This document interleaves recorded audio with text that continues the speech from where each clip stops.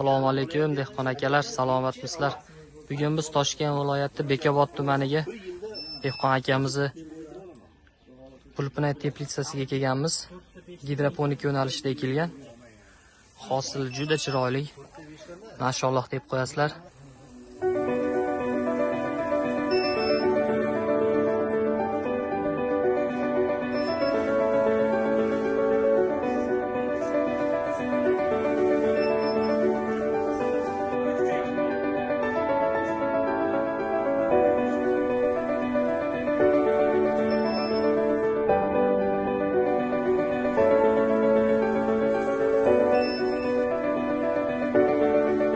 Bu teplitsadagi qulpinayimiz gidroponik yo'nalishida ekilgan.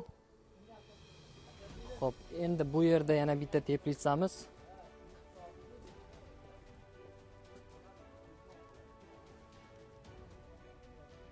Akamiz chorvasi ham bor ekan. Bu yerdagi teplitsamiz yerga ekilgan qulpinay.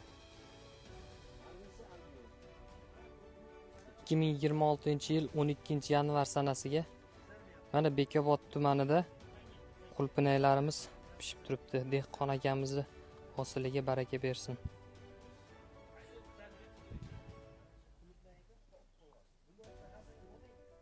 Ko'rishinglar mumkin.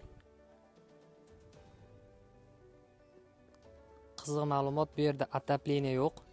Tabiiy havoda teplitsaning ichida pishyapti.